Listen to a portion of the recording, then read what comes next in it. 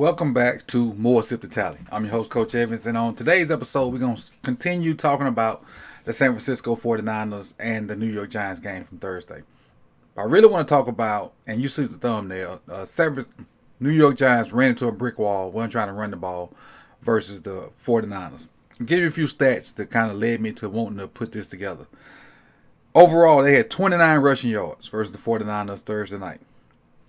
2.6 yards per rush. But I really want to focus on the runs by the running backs. There were 8 runs by the running backs. Brightwell and Matt Breida. Both of them had 4 carries. Breida had 4 carries for 17 yards. Gainwell had 4 carries for 5 yards. That's 22 yards between your running backs. Let's take a look at what the 49ers did to box up and basically shut down the San Francisco Giants run game. And I know they didn't have their main weapon, their ultimate weapon, Saquon Barkley. But still, 22 yards rushing on 8 rushes. Let's take a look at it. In this first scenario, it's 2nd and 10, early in the first quarter. Well, not early in the first quarter, 8:31.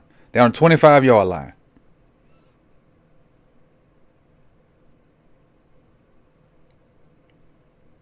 Like 11 personnel set. Maybe 12 now. Now Waller's not in, so it's 11. They're trying to run a little toss.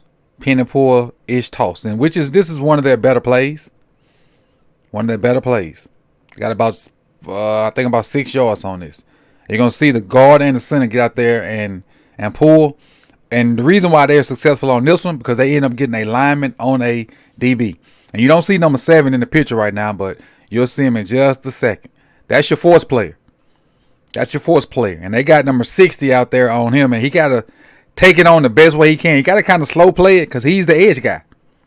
And yeah, he got the edge a little bit, but he did what he could to kind of not prevent that from being a huge play because, these situations right here, they tough on a DB. A DB on an O lineman, he gonna win. He gonna lose that a lot. So you see him slow play it and just try to keep that leverage. But then you see Werner right here trying to get in on the play. So if he just take that on that way and then let Warner make the tackle, he'd be better. But I understand why he slow played it the way he did because that's a big old fella.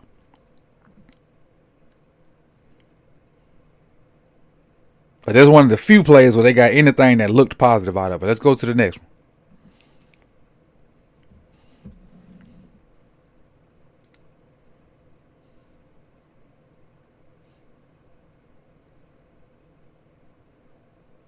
Trying to run, look like inside zone maybe, or maybe trap. Let's see.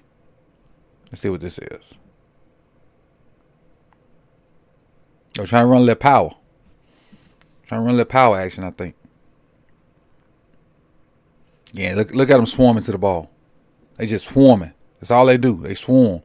Yeah, I got it. They trying to run a little action right here where they're going to down block on the 3 tech. Or down block on, no, that's 1. Going to down block on the 1. And then you're going to pull the guard to try to get it to the linebacker. What they don't realize is Greenlaw is going to shoot the gap that they pull from. So they're pulling. Greenlaw shoots that gap and hit it right in the backfield. I personally think it was blocked up wrong.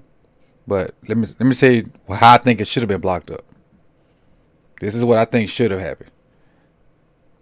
This guard should have came down and helped with this one technique. Then when he helped, they could have came off and got the Greenlaw. That would have been your 2-for-1 right there. But that didn't happen. That would have been your 2-for-1 and allow Greenlaw to just shoot the gap. Watch. He's just going to replace the puller. Getting the hip of the puller, and it's going to lead him to the ball. You see, they finna basically double that guy, and he just stay there. You got a free guy coming through Greenlaw. They trap 98, which is good. They trap 98.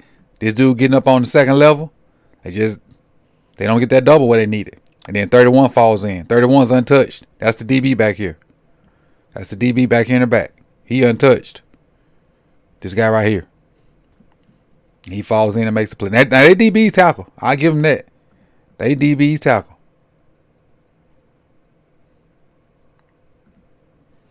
Now you got 2nd and 18. They backed up after a sack that was almost a safety by Joey Bosa. And on this play, just watch how their defensive linemen command double teams and allow Greenlaw just to shoot the gap. You're gonna get double teams up front, 2 of them. So there's 4 guys on 2 right there. And it just allows, look, because Greenlaw's gonna make the tackle, but look at the spacing for the 3 linebackers. Greenlaw got an open gap to shoot to. Warner got an open gap to shoot to if he want to. And 48 got an open gap to shoot if they want to. All because them guys got to command them double teams. And that's why you want premier interior guys. Because if they eat up blocks, your linebackers can run. Your linebackers can roam free. That's why you want premier interior guys. But on this play right here, Greenlaw is going to make the tackle.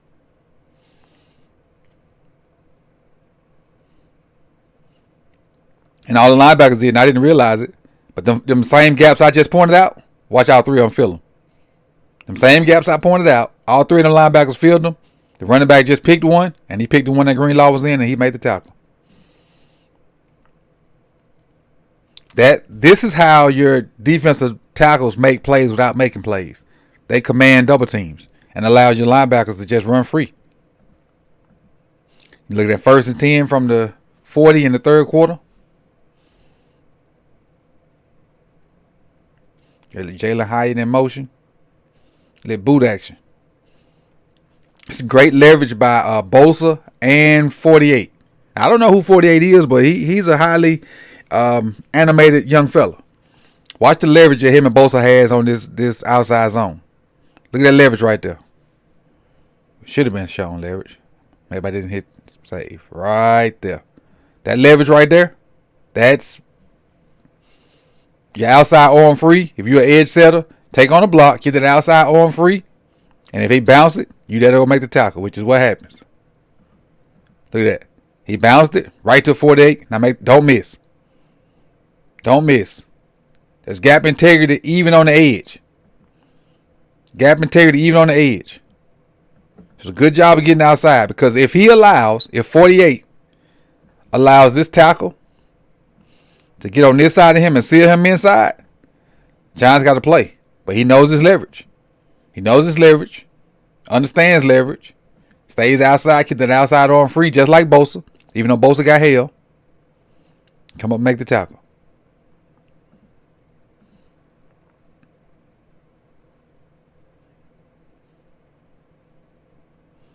Get a little closer to the goal line, like the 9. And this is one of the good plays. They got a touchdown on this one. In my opinion, they had 2 good plays. The very first play I showed you and this one. The rest of them were duds. Remember, the running backs only had 8 carries. And even the best linebackers miss tackles from time to time. Because look at easy tackle. Because the guy didn't block him. This lineman that's trying to get to Warner don't get him. Well, he just takes a bad angle and misses the tackle. Even the best miss sometime. He one of the best in the game, if not the best in the game. But he missed that one, and they ended up getting a touchdown off of it. Because he was unblocked. Unblocked. But let's go to the last play I got for you. And I think this late in the game, they added Tyrod in. And this one right here should have been a good play for the Giants. They just leave one person unblocked. The wide receiver can't get to his assignment.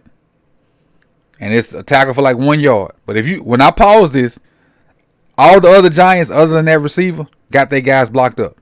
But it don't take but one guy on the defensive side to make a play.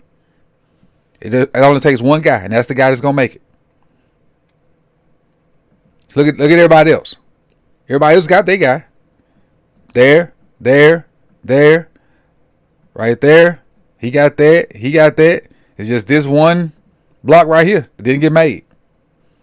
That one block right there that didn't get made is the issue. This one. He's just going to fall in. And that's what it only takes, one guy on the defensive side of the ball to make a play. And the whole defense look good. Whereas on the offense, everybody got to be clicking. All 11. All 11 have to be clicking on offense to make it look good. So that was the reasoning I felt like I needed to talk about the Giants run game. And it's more so not how bad the Giants are. is how good San Francisco is defending the run. So again, between the two running backs from the New York Giants, they had 22 rushing yards. The San Francisco 49ers, their interior two, the edge guys, they linebackers, even their safeties get in on the run game, and they just completely dominated the New York Giants Thursday night. So I appreciate you guys for coming through. If you like this type of content, hit the like button. If you want to be here when the rest of these videos drop, subscribe and hit the bell so you can be notified when they come through. So other than that, man, that's what I got for you from San Francisco. A lot of good football happened today, and we're gonna talk about it throughout the week. So I'll see y'all soon. Peace.